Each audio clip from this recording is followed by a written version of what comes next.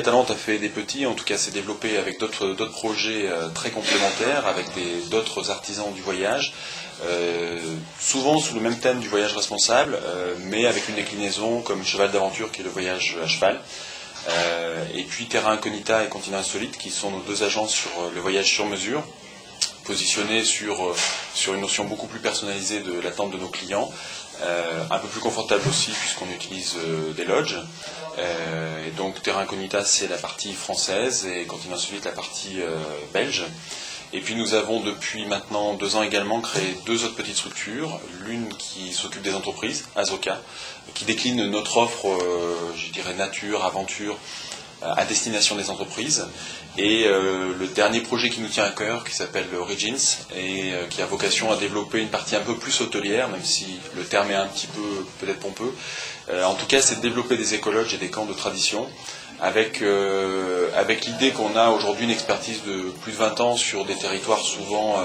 isolés, authentiques, sur un plan de l'environnement comme des populations qu'on rencontre, mais souvent inaccessibles pour des gens qui souhaiteraient y séjourner ou avoir un peu plus de confort parce que le bivouac n'est pas leur forme de voyage ou qu'ils n'ont jamais bivouaqué. Donc l'idée de créer dans des lieux très préservés qu'on connaît par les voyages à pied ou à cheval avec Atalante, des petits hébergements intégrés sur un plan architectural, intégrés sur un plan environnemental, il y a toute une démarche écologique, pour que les gens puissent venir séjourner et s'immerger dans une culture. Voilà. Quelle est l'originalité de vos voyages? Quelle est la spécificité? Alors, je dirais que nous,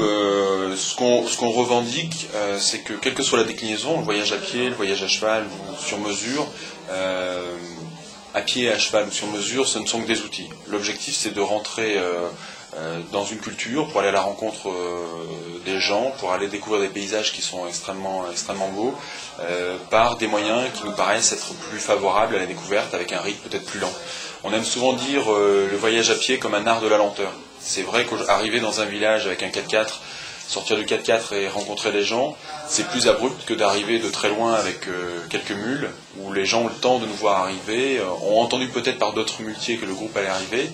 et de trouver peut-être une rencontre plus intègre et plus marquée quand on se déplace à pied.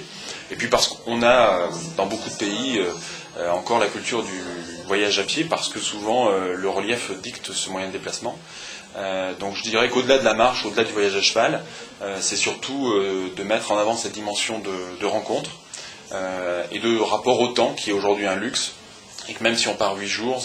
c'est d'essayer de faire valoir que la plus grande richesse, c'est de prendre son temps pour découvrir un pays. Alors, quelles sont dans la nouvelle brochure de cette année 2-3 nouveautés que vous pouvez nous présenter? Alors sur la brochure Atalante, on a à peu près 400 voyages, donc il y a pas mal de nouveautés. On a ouvert la Nouvelle-Zélande, également l'Oman. On a également sur des pays où on était déjà présent beaucoup plus étendus. Je prendrai l'exemple de l'Algérie où depuis plusieurs années on était centré sur les régions de Tamanrasset et de Djanet. Aujourd'hui on essaye de remonter un petit peu plus au nord pour découvrir des régions qui n'avaient pas vu venir de tourisme depuis peut-être une dizaine, quinzaine d'années. On a également ouvert l'Équateur, et puis après il y a au-delà des pays la volonté d'ouvrir des itinéraires en première, c'est-à-dire à une date unique, partir sur un projet plus atypique. Quelques exemples, cet automne on a monté un voyage qui s'appelle le Mali vu du ciel, une traversée du pays d'Ogon avec des montgolfières, donc on est un petit peu sur le registre décalé puisque c'est plus du voyage à pied, mais c'était une approche peut-être un peu plus en hauteur et utiliser la montgolfière comme un moyen de rencontre, parce que au Mali comme en France ça reste souvent les gens portent souvent un regard d'enfant sur un ballon qui vole, et donc arriver à proximité des villages, se poser et venir rencontrer les gens, c'était un projet un petit peu décalé. On a également relancé une nouvelle caravane de lamas sur les routes de sel au Chili, ce qui n'existait quasiment plus.